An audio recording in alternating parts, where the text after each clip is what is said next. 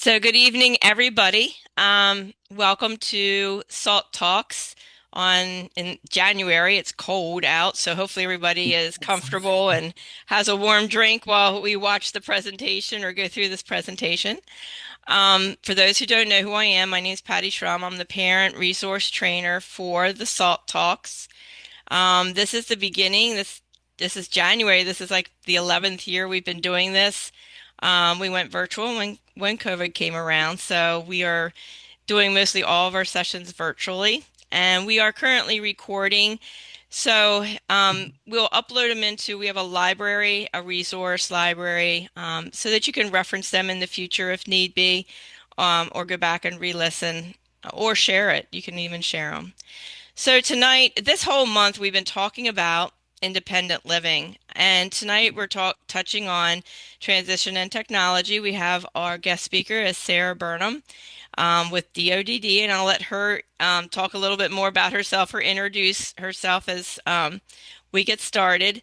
Um, Going into independent living, there's so many variables for us to think about with independent living. We started out looking at housing Mhm. at the beginning of the month. And then next week, we'll be looking at just those choices of independent living and what do you need to know to be independent living and life Mhm. skills and things like that. So we'll be going exploring a lot of that yet this month. But tonight, I'm going to turn it over to our speaker, Sarra Durham, and we're going to get into talking about transition and technology from DODD, which is the Ohio Department of Developmental Disabilities. So, oh, and if you have any questions, feel free to put it in the chat box. We'll address them as we go.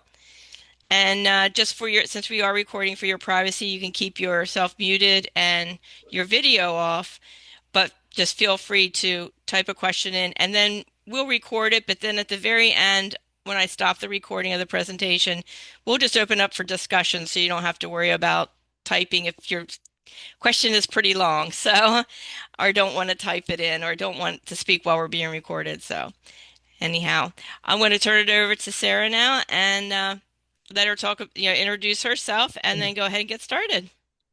Wonderful. Thank you so much. Thanks for having me.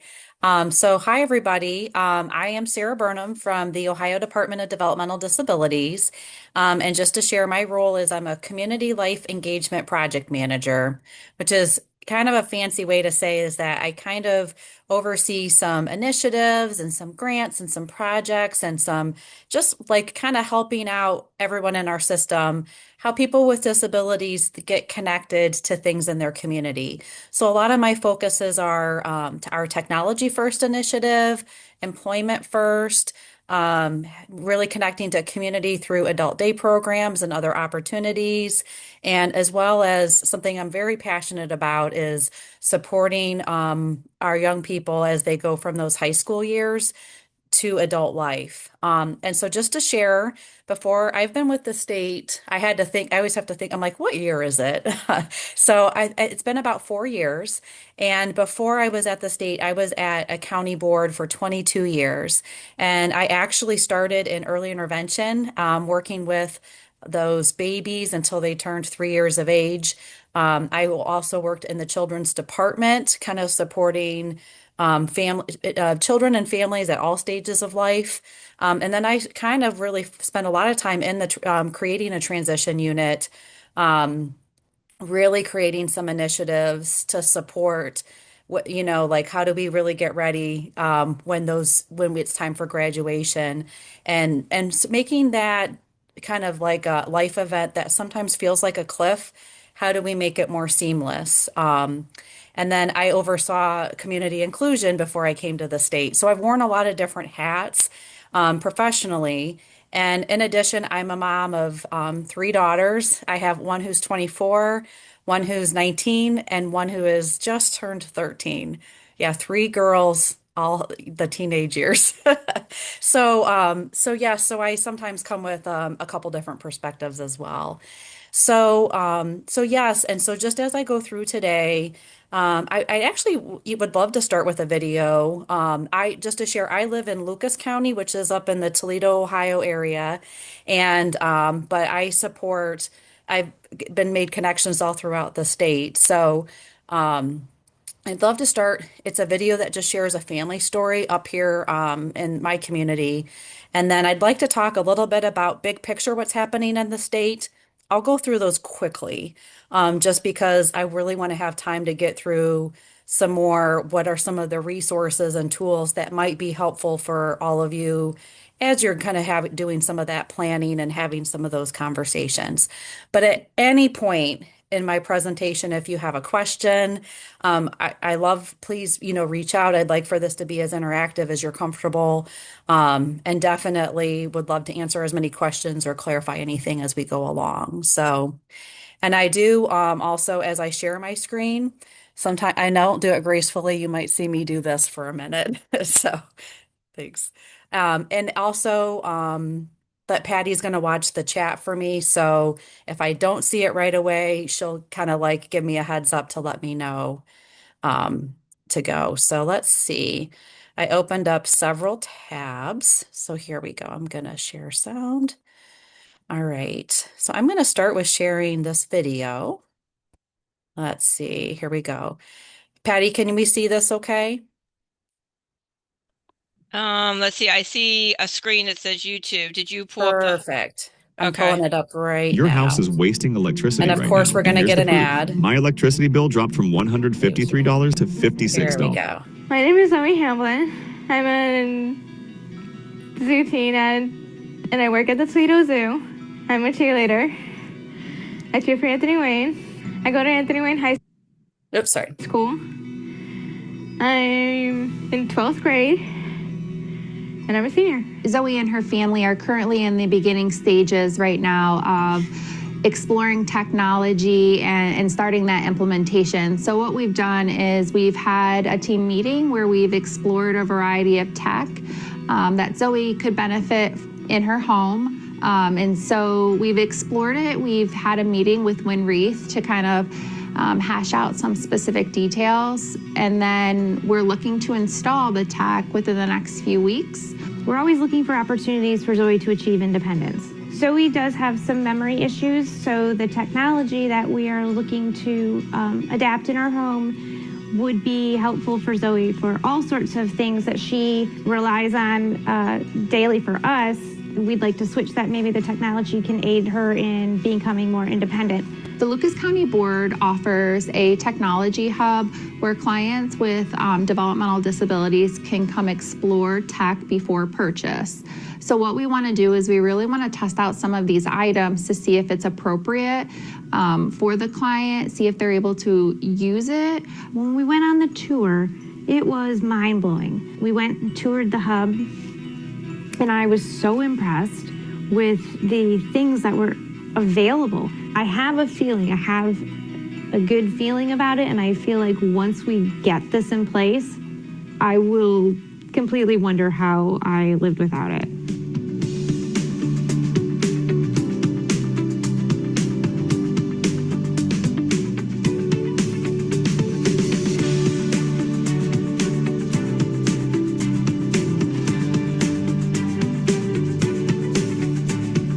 Today we're doing an AT install, which is adaptive technology.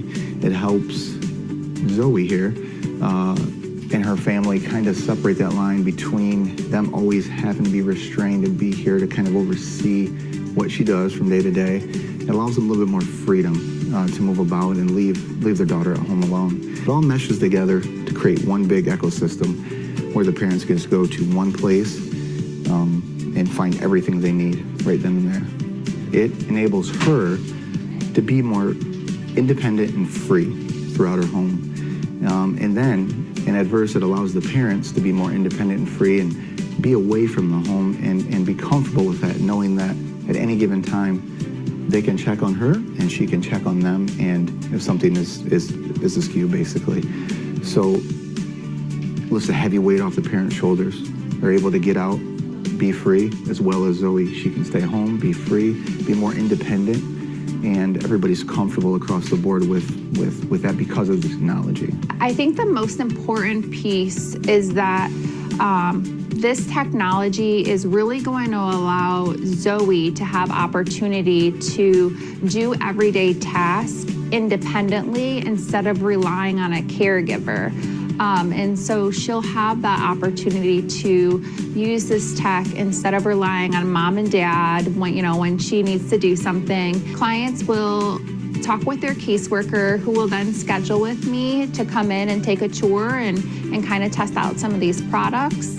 And then we kind of just go from there, test them out, and see how it goes. I wanted to be involved with this because I thought more people need to know that this exists. In general, I encourage any parent, any caregiver, any guardian, anybody with needs to check out the technology just to see what's out there. Again, you don't know what you don't know, so see if it's something that could help you achieve independence and improve the quality of your life.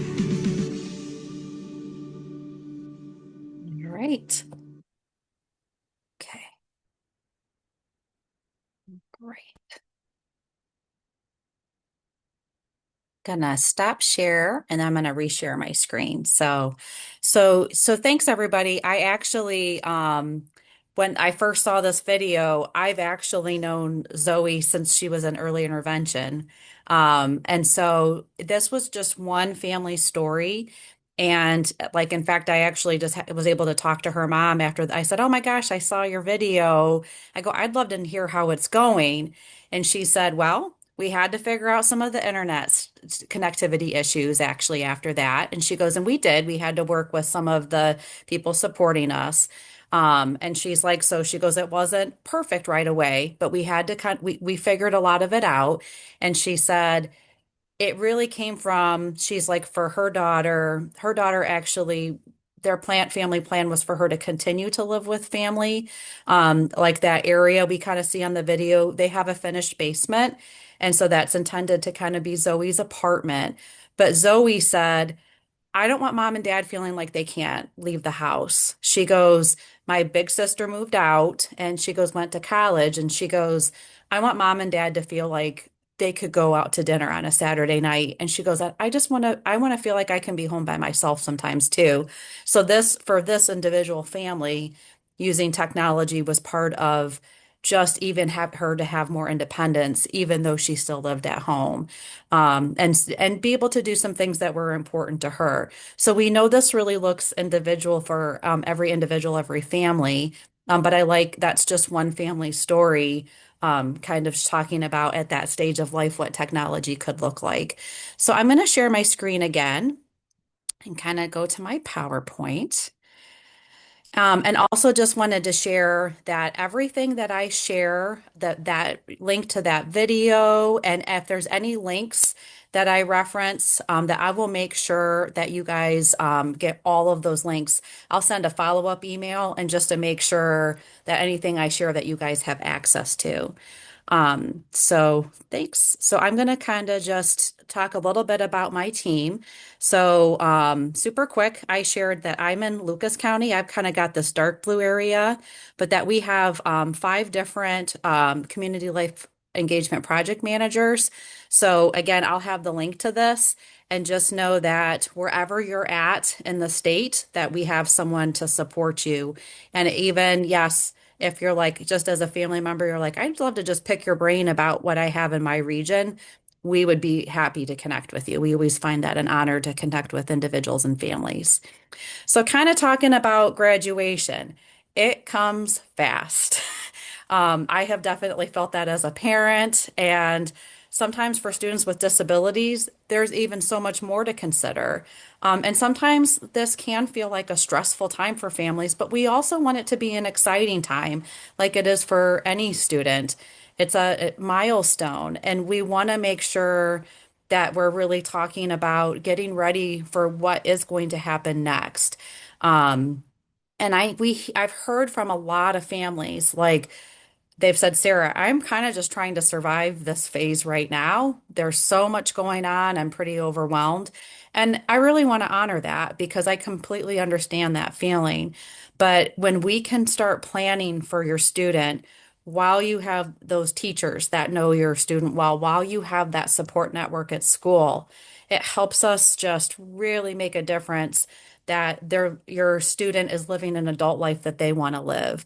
So we really look that strong planning and teaming can make a difference in feeling prepared for adult life and getting those resources in place ahead of time versus after graduation.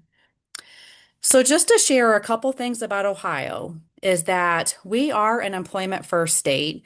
And what that means is it's not employment only, but we do want employment, community employment. It's the first and preferred option for all people with developmental disabilities.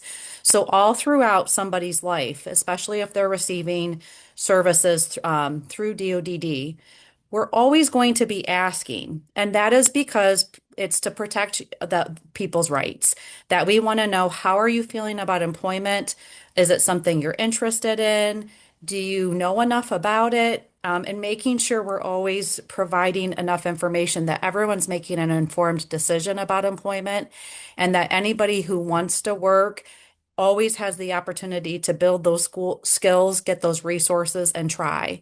And that since we have been an employment first state, we've actually seen a lot of data that a lot more people are working in their community, which comes with so many benefits. So, just to share, it's not just a program or a plan, it's really a philosophy. And we look at that part of those Bill of Rights of people with disabilities, that they are making informed choices and and being able to just live the life they want to live. Someone said, "Why do you guys talk about work so much?" And kind of like, working gives me the opportunities to learn new skills and pursue my passions, be valued for my skills, talents, contributions, build meaningful friendships and professional connections, have access to health benefits, wellness programs, paid time off, and to live where I want, how I want, and with whom I want. So, so we share that a lot. And I know a lot of the benefits of work we see tied into the principles of trauma-informed care, so many beautiful things. And so it's why I just wanted to share the why of why we talk about it, that it is part of our state policy, but also it's truly the intention to help people with disabilities live the life that they want to live.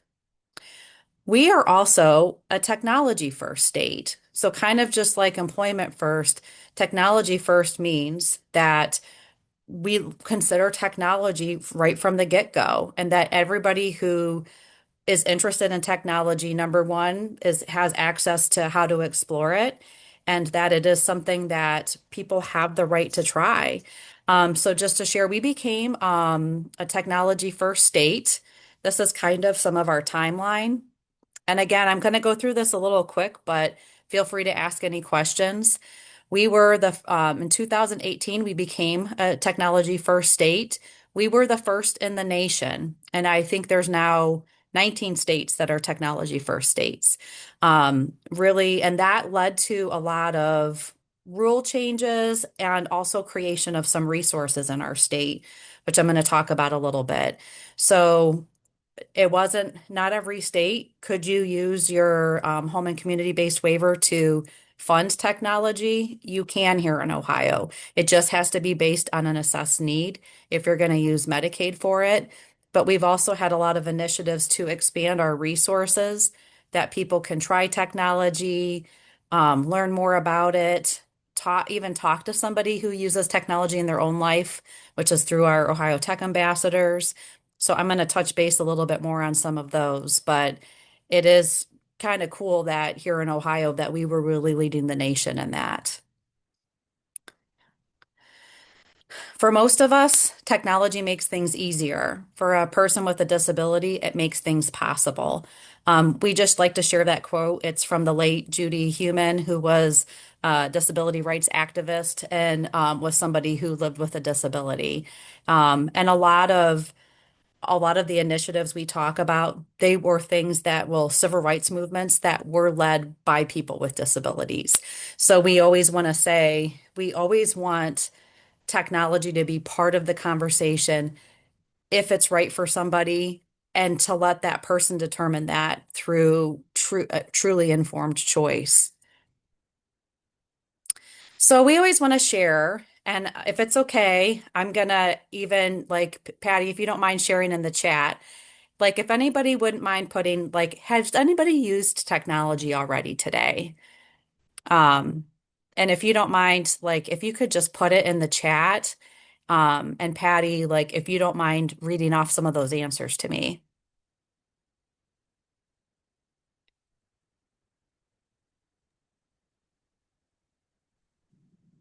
The first one said for this call. Yes, Yeah. absolutely. I've had done some meetings where someone's like, I can't think of anything, and I'm like, well, remember, we're using it right now. So, Um, anybody else? yeah, A AAC device, Apple HomePod, and Ring doorbell, um, cell phone, and again the meeting. Yep, Yes. this meeting, this call. Ring. Anybody have a coffee maker or a Oh my. Keurig? Yeah. Yeah. Let's see. Cell phone, Ring doorbell. Yeah. Yes, I do. I use hearing aids that include Bluetooth for phone calls. I also use closed caption and live captioning features on smartphones. Um, Wonderful. Access with my child's health records, my phone and other Zoom call and this call, Microsoft Teams, directions and weather. Yeah. Yes. Oven oven was shut off when no one is present after 5 minutes. I think Well, these are some pretty impressive ones. This is mhm. awesome. Yeah. I think I got them all. Let me just. Yep. Wonderful. I think I got them all. Thank you. I really appreciate that. Patty, have you used any technology today? Quite a few, yeah. Yes. Someone said iPad with twice a week check-ins. Oh, great. I I really appreciate this because sometimes technology that people with disabilities use, and there was some great examples today, can be like very unique. And sometimes it is just the same technology anybody would use.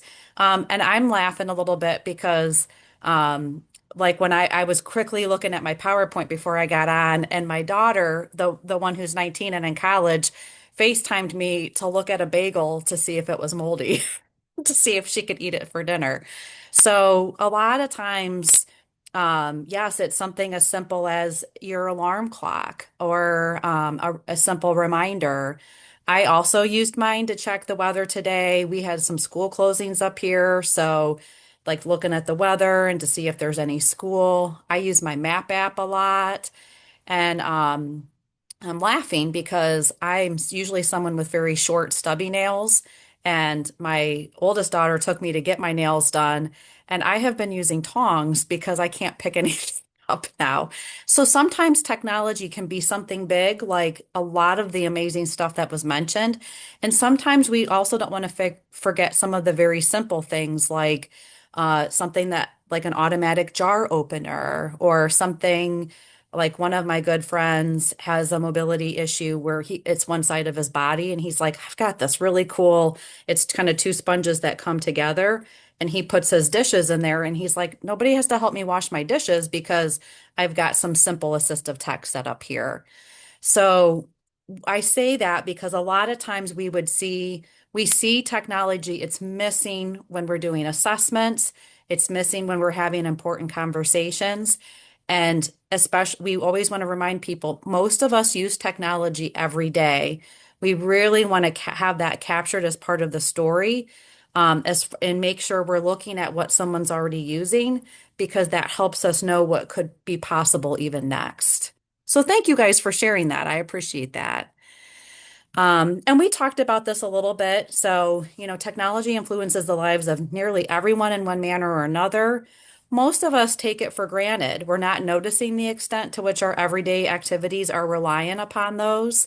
And in an age where every year we're more integrated into a global digital society, it is imperative, which means it is so important that people with intellectual and developmental disabilities, that they're included.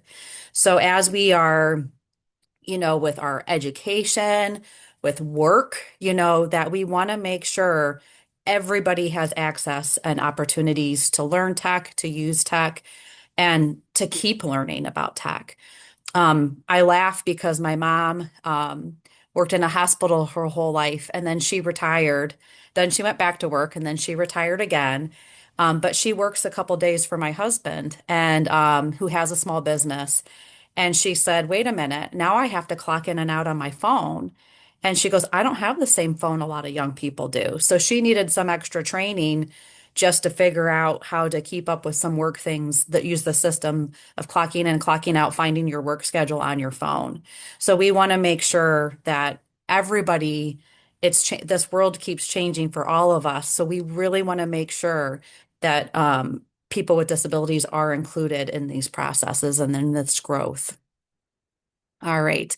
So we wanted to talk a little bit, especially talking about those transition years. Why do we miss talking about when we have conversations for students? So a couple things to consider is that sometimes we think of talking about it only in a specific setting. And so what I mean by that is sometimes we find that what's happening at school, mom and dad or family don't always know about, or what's happening at home, the teacher might not always know about. So sometimes there might be things the teacher doesn't know that the student at home is already using an Alexa or a Google or something like that. Maybe they have an iPad at home and that teacher didn't know. And we've had times where maybe a student is using a communication system at school, but they don't have access to that same technology at home. So sometimes we're missing it across settings. So that's something to consider because if something's working one place, we want to make sure you're able to use it everywhere. Sometimes there's some fears from teachers or parents about using technology. It could be about related to the student's disability, age. There's a lot of risks sometimes with, cybersecurity, social media. There's good things that come with that, and sometimes there are some risks. So, how do we make sure we're talking about that and accessing some of the resources to address those things? Sometimes we get so focused on other big things, and there's a lot happening, we forget to talk about technology. And I mentioned this a little bit before, like everybody's not talking to each other. We get busy, and sometimes we have to stop and make sure parents and teachers, and if you have OOD, which is that system that supports work, or other supports, like making sure everybody is contributing and that we all know what works for that student. So, those are just some things to consider. So, I want to talk a little bit about multi-agency planning and kind of from a system, but also for you, if anybody is a parent or a student here on the call today, that we know through research that students have the best outcomes, meaning like what life looks like when they're going from high school to college or to work or to any other life, part of life, when all agencies come together and have a seat at the table. The student should be the head of the table. And especially, we know some people might need some support in expressing their needs. We just want to make sure that it's person-led and that all the other supports are wrapping around that student when we have those conversations. A multi-agency team means that all agencies that support that student, and that could be the county board, it could be, education, it could be OOD, that everyone's working together for shared outcomes that are agency neutral. And what that means is that there's not just one agency leading it, that we know sometimes you have an IEP at school, you might have something called an IPE through OOD. In the county board world, you have an ISP. So we have a lot of these letters, right? But that we don't want any of those to lead the conversation. We want it to be, it's not about the agencies, it's about the person. So person-centered, and that we're looking really at that, not about a service, but like an outcome focused. What is life going to look like after graduation? A lot of times students wait, like I might need the county board later, but I'm not going to kind of like maybe get involved right now. I highly recommend that if that you think you'll need them later to engage that agency now so they can get to know you and talk to the people who are supporting you because even our systems change through developmental disabilities. And I think it just really helps to get to start that support sooner. When teams don't work collaboratively, important pieces of the student's story can get missed. How the student uses technology in every aspect of his or her life is an important part of the story and process. So there was a young person I worked with as a friendship, and they graduated and they went to something called a vocational program. So it was something to help them with work skills. And the provider that supported them, they got linked after high school. So they made a referral to the county board and started working with this provider after high school. And the first month was really hard. And the big thing was communication. And this person reached out to me through social media, and so did their family. And it turned out that there was a communication device that they used all through school. They had a lot of support from a speech therapist. And the provider that got missed, like the provider said, "Oh my gosh, I had no idea they were using that system. I wish I would have known that." And the parent said, "I don't even think I knew how much they were using that system."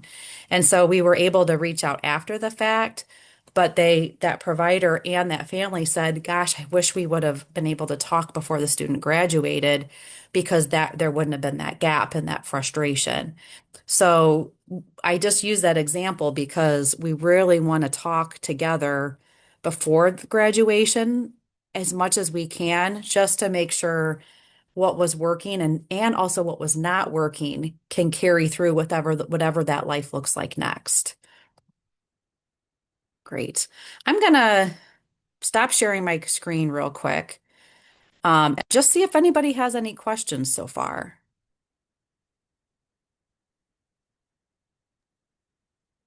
So far, we don't have any questions. They had Okay. just shared a lot about what the different technology they used. Yes, I appreciate all of that. Thank you. What I want to go into next is just sharing some of the resources available. And I'm going to take a little bit more time to do this, just because this would be hopefully like if anybody had any questions, I'm going to do my very best to answer those. So thanks. I'm going to bring up first website. I'm going to reshare my screen. Okay.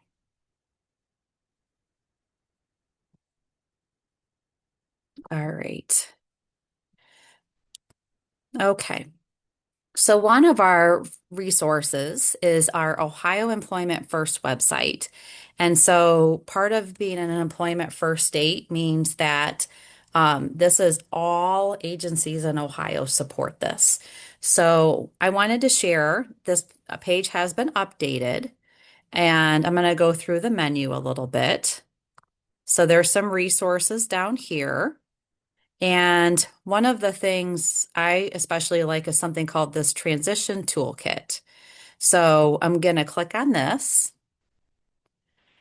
and it kind of just helps give some tools like what things should we be talking about when we're in those transition years. So there's a little video here, and I don't need to share that right now. We can come back to it, but we talked a little bit about multi-agency collaboration, roles in the transition process, and some things that come up, resources and tools related to topics that frequently come up.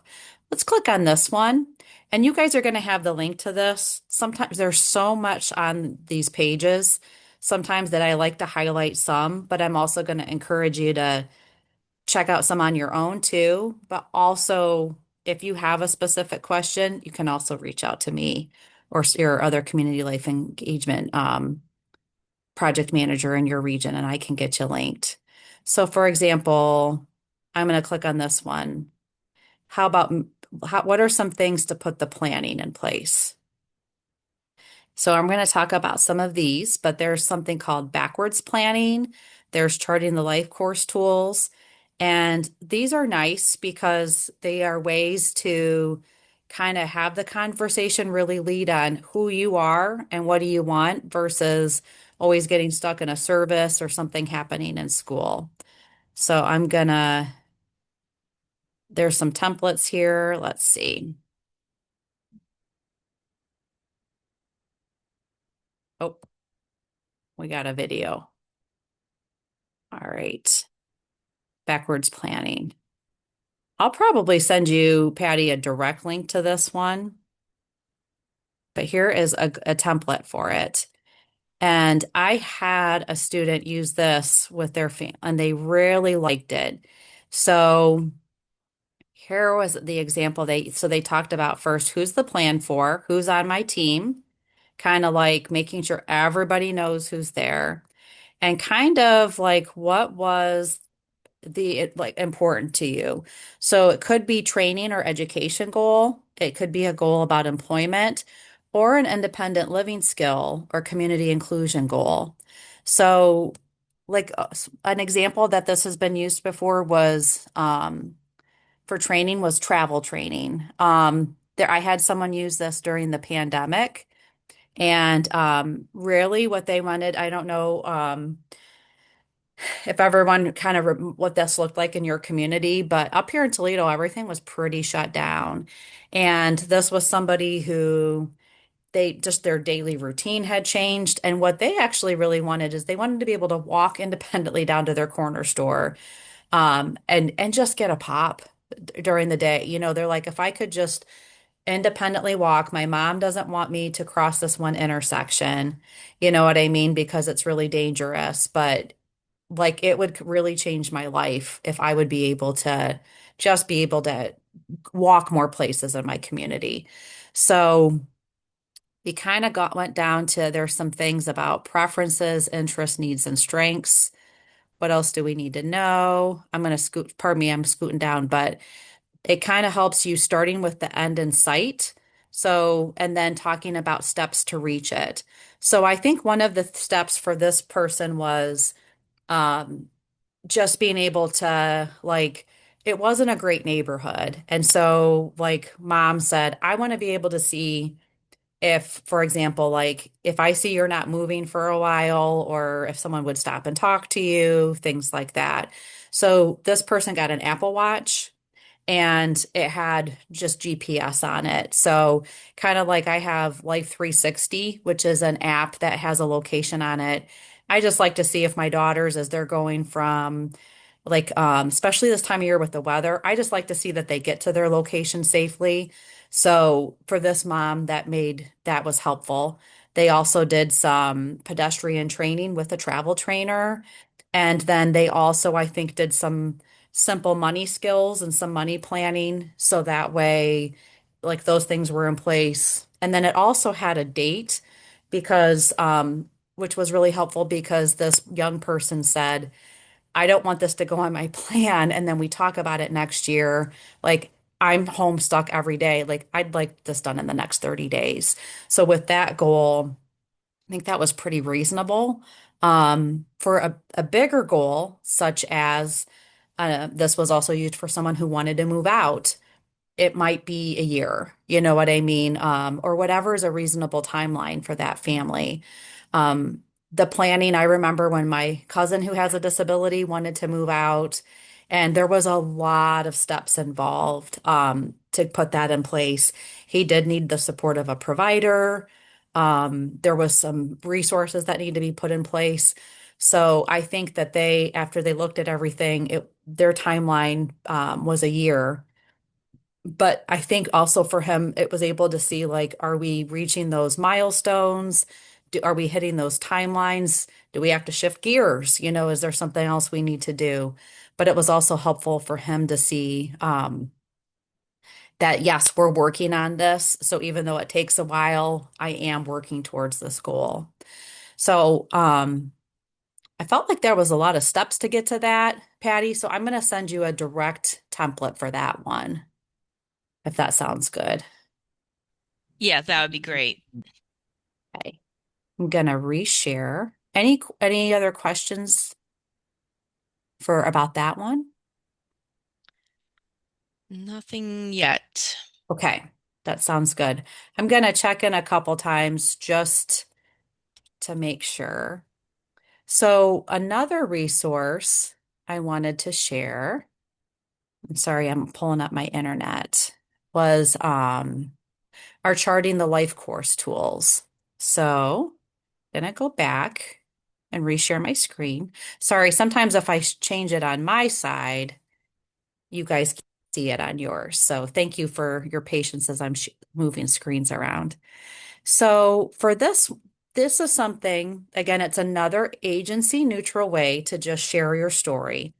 I'm going to be honest, some of these are my favorites, but we share these because it's just whatever one works for you as a person and maybe be the best way to tell your story. So, when you go to this website here and you go to the life course library, there's several different tools. And I'm going to talk about these just a little bit. And as you can see here, there are some that are person-centered and there are some that bring the family perspective.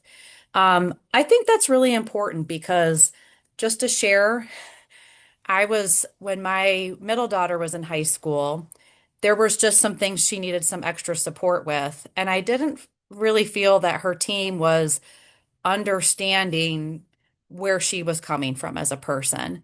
And so, of course, I was a slight, wasn't feeling like I was an overprotective mom, but I was being an overprotective mom, my daughter told me. Um, I said I had all these ideas for how to tell her story.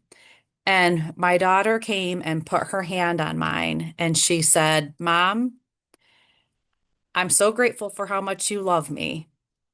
But no matter how hard you try, you can't tell someone else what it's like to be in my shoes. And I said, I kind of teared up for a minute. And I said, thank you for sharing that. And I said, you're right. And she goes, but can I tell you something? And I said, yeah. And she said, I don't mind if you want to share your perspective because you are a main person who supports me, but I'd like to tell my own story my way. So I did use one of these tools and shared my perspective. And it was things like how hard I was seeing her work at home, sometimes difficulty communicating with some of her teachers, you know what I mean?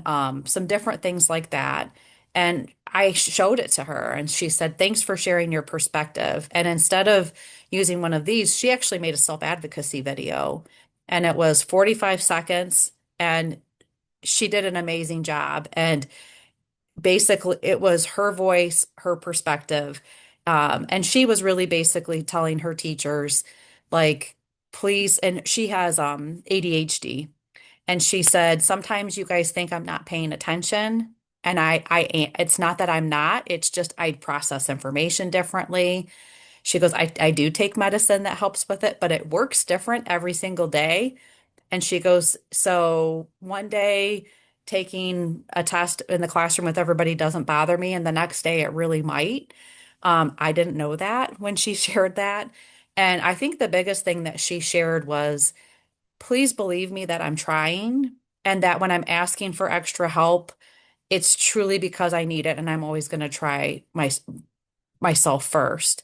And it really did transform her relationships with a lot of her teachers. And it was not what I would have said. But there were things I shared like, hey, I'm trying to not always interfere, but I'm here if you need help. So, like, please check with Maddie first and just know I'm always here if she needs me. It was really helpful to have that. So as I go through these, just know, especially if anybody here is a family member or person, know that these can be used a variety of ways. And sometimes there is value in saying, like, this is my voice first and listen to this first, but also mom and dad might also want to have a perspective to share if you're comfortable with that. So, and also just to share, Patty, I'm going to share some general tools, but there also are some specific things if it's like daily life and employment, if it's a healthcare transition, which is a big deal when we're talking about this transition age. Some people are ready to go to the doctor by themselves. Some people still might want mom and dad to go. And what does that look like? Do I need a guardian or do I just want mom and dad to be able to access my information and help me fill my meds. So there's some really transition from foster care. So just know there's some real individual topics here too. So, all right, I'm going to share this one, which is one of my favorites to start. It's called the Integrated Star, and it just shares kind of who you are as a person. Let me see if I can make this bigger. Okay. So, share some of like just sometimes I had somebody use this and they started all their team meetings this way. It didn't matter what system it was. And they're like, I'm going to start my own meeting and just share about this. So, like, even for example, some of the technology, like just sharing, here's what I use every day. Like for mine, like I shared, I would be that because I have kids, I usually have my phone with me all the time. I use it the most to text my family. And I use my map app because I travel a lot and I get lost very easy. And I use it to get up in the morning and I hit snooze about 3 times. So really just those things that are important to you, that would be nice to just share your story right away. Personal strengths and assets, those things about you or life experiences, that are important to you. Relationships, who are some of your big people in your life that support you? One of the things I would share is that, I'm really close to my mom and my 2 sisters. But in addition, I have 2 adult children now that are a big support. So, things like that, knowing who's important to you right off, the bat. Eligibility specific, is there some services and supports you have that it's helpful to know right off the gate? And then also community place based. Where are those places in the community that are really important to you that you connect with? My daughters all danced. And so I said I spent a lot of time at the dance studio and we spend a lot of time with those other families. And now that has started to change a little bit. There's other places in the community. Sometimes it can be places where you like to go out to eat or you like to shop. That can be extremely important. If you volunteer anywhere, all of those type of things. And especially during those transition age, like if there's something that you're connected to with your school that's extremely important to you, that's good to know, really helpful to know too. Um, Also transportation in here, you know what I mean? Like I usually get rides from friends and I like to be out and about, or I drive my own car, whatever that looks like as well. And why I like this tool is it can be used very flexibly. Just to share, my dad was dying of cancer a couple years ago. And even though he was verbal, he was going through a lot. And he was going back and forth between 3 different hospitals in Indiana. And we made one for him. So I put his picture in the middle, just because it humanizes him, and just shared some things about him. And I said, could you please just take this with you every time you go to the hospital? And it really did impact his care. So just to share a couple things for him was technology. It was that he had a smartphone, but he needed reminders to plug it in. And that he didn't use it a ton, but that he uses it to FaceTime his wife, who also went on here because she doesn't drive at night. And they both have a much better day if they can FaceTime each other and say goodnight. Um, Another thing about him was that he was a spiritual person. So being able also to connect with the chaplain at the hospital because of the life event he was experiencing was really helpful. Um, it was helpful to know what his insurance was, and they were just getting hospice in place. So he got asked that every single time. So we were able to update where we were at in the process there. He was also in the process of getting some adaptive equipment, um, and that was good. And we talked a lot about community based because He worked in a hospital his whole life, and the nurse, he had a hard time letting go of that identity.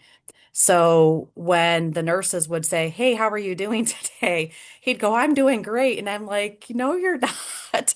And I'd say, you're glad to see the nurse, but I'm like, "Could you share that you haven't been able to keep any food down or things like that?" So he also, his role as a professional had been a big part of his life, and he did not want to complain. So we had to kind of talk about some of that too.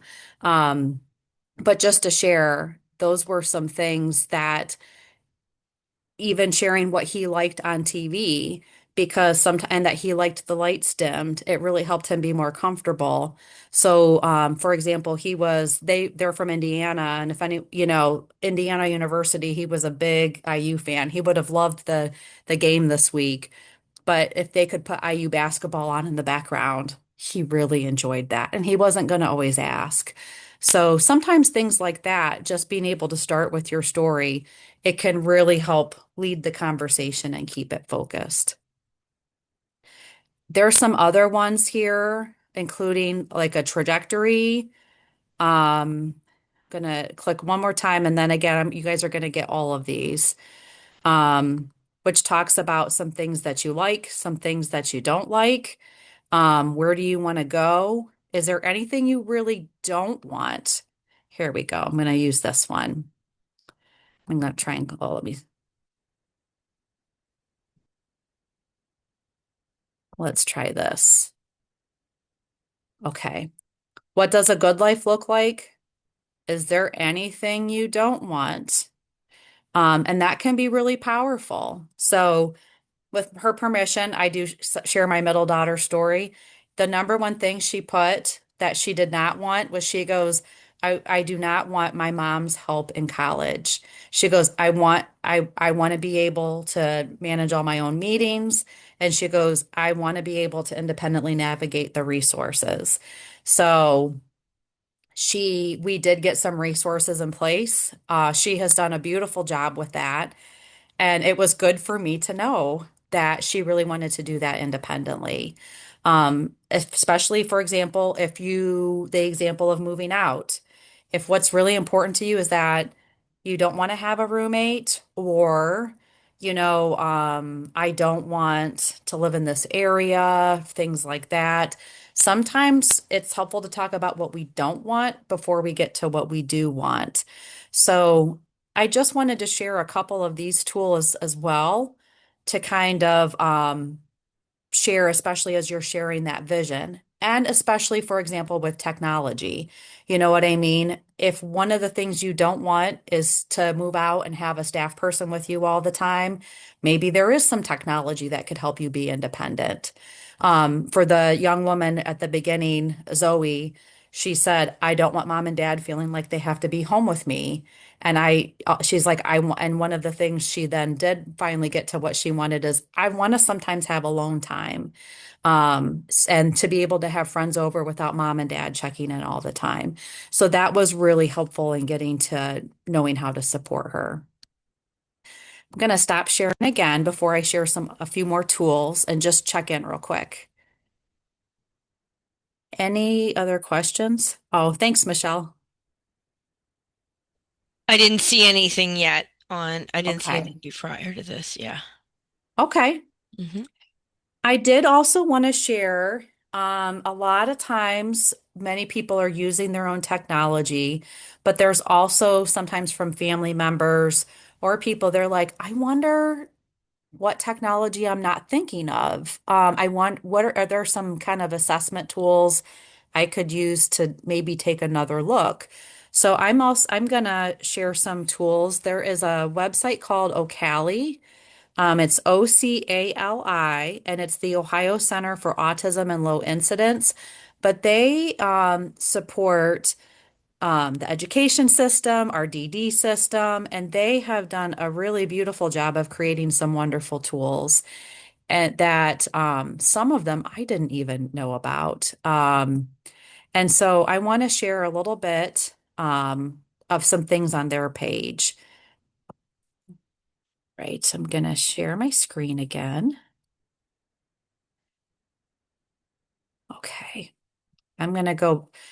I'm gonna send a direct link for but here I'm gonna go back to the home page real quick. So I always like to share like when you first get to the page. So O'Cali has this beautiful website and they have a ton of great resources. I am going to share just as a parent. It is so great, but there is a lot on there. So, oh, can you hear me okay, Patty? Yes. Yes, we Can you can hear hear me you. okay? Yeah, I can hear you. Hmm. There we go. Patty, I think I froze for a minute. Yeah, I can Can you hear hear you. me okay? Yeah, I can hear you. Can you hear me? Are you good? I'm going to turn my video off for just a minute. Can you still hear me? Hmm. Okay. My apologies for that. I'm going to reshare my screen and I'm going to check back in about it. Let's see. Okay. So here is their main page, which has a ton of resources. But I'm going to go to their menu. And as you can see, they have a lot of different resources here. Um, so one of the things they do have is their assistive technology and accessible education resources material. So they have a ton of resources here. I'm going to click on this. And so they have a lot of resources for a variety of needs, including transition. But this is one of the things that I really wanted to kind of focus on. Okay. And they've also updated their website. So thanks for hanging in there with me as I also explored a little bit too. Okay. So one of the things that they have is something called the SIFS tool, which is an assessment tool you can use to talk about what's important to you and also like what are some potential technologies that would be helpful for you. So this one looks like it is specific to vision, but I'm going to click on this. Here we go. So this is, it's a web-based tool designed to look at assistive technology teams and looking at features. So professionals can use this, but also students could use this. So I'm going to click Get Started. And what you would do is create a very quick account. It's for free. And it will take you through a series of questions. I'm going to click here to kind of look at what technology could be helpful for you. Let's see. Okay. Let me see. I'm going to see if I can type my info in and see if it'll work real quick. But I have used this as a parent and found it extremely helpful. Let me go back real quick.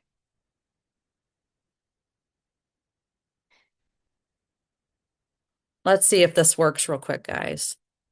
And if not, that's okay. But when you take it through, if you put your information in and create an account, let's see. I don't remember my password. Apologies. But it would be something like if you would get any trouble, let me know and I'd be happy to walk you through, or someone with O'Cali would. But it's a nice place to go through and talk about, say, like, here are some things that could work for you as you're exploring technology. I'm going to stop share again and share one other tool. And again, just a reminder, everybody will get um, all these links with a little explanation.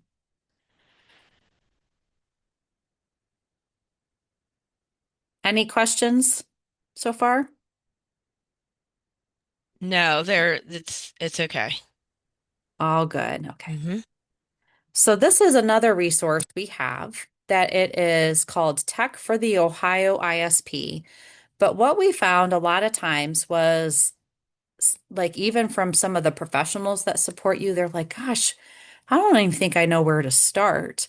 And so this is intended to just make some suggestions.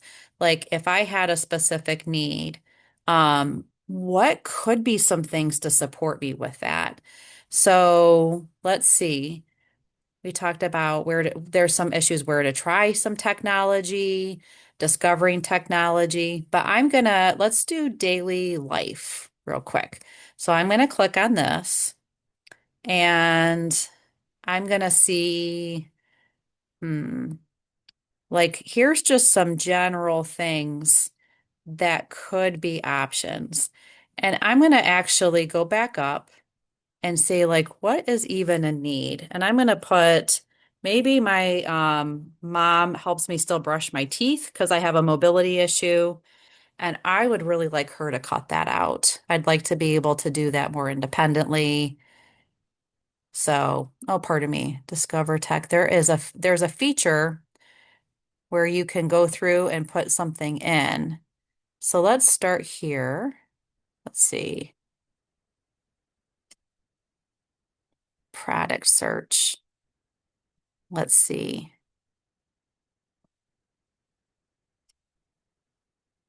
Okay. I'm going to scroll down a little bit. Let's say I did not find that in my search, and I'm just kind of checking out some things that they have. Let's see. Sometimes, let's go to healthy living. Maybe it's under there. Let's look at this one. Oh, it looks like we have a 360 toothbrush here. So that could be something I could check out. And even sometimes just a chance to say, like, I'm wondering if this would work for me, and start the question. Also, something just adapting a regular toothbrush. Sometimes there's something very simple that we could even do at home that could access that. Maybe I also want to be more independent in the shower. And I'm like, I didn't realize that. But I was like, hey, you know how when you go to a restaurant and there's a automatic soap dispenser? What if I had that for my shampoo and conditioner and my body wash in the bathroom? And then I don't need as much help in the shower. I can have more privacy there. There's also just some adaptive nail trimmers. These are just some ideas, and it's not intended to have the exact answer for everybody, but maybe just to start the conversation and realize that sometimes tech can be so simple to make somebody more independent. I have a good friend that works with me at the state, and he's like, something as simple as a bent straw is the difference between me not having to have my direct service professional, like give me my drink versus just leave it there and then I got it. So I'm going to just kind of go to the next screen as well. Um, this electric jar opener. And a lot of these, as you can see, have a video that, you can just set it on there and press a button and your jar of pickles or your jar of olives, you know, you don't need to have somebody assist you. So frontal zip pants. I've had some people use those if they've broken an arm, even, and they're, not used to needing some of that. So a lot with somebody mentioned the eye guard that they have a feature on their stove, which is wonderful. And medical med dispensers are a lot. Usually taking medications is a big something where sometimes it can be a barrier to being able to live independently. So there's a lot of options for that. So I just share this because if somebody wanted to just um, have some options for like exploring the conversation, or even something as simple as, those fears come up like, hey, we would need to figure out these things if you were to live independently or if you were to go to work or things like that. This is a great place to just do some exploration and start the conversation. So thanks. So I have one other website I'd like to share. And then I wanted to stop and just see if anybody had any questions. Or even maybe just through the chat here, if anybody, what maybe some of your biggest challenges are.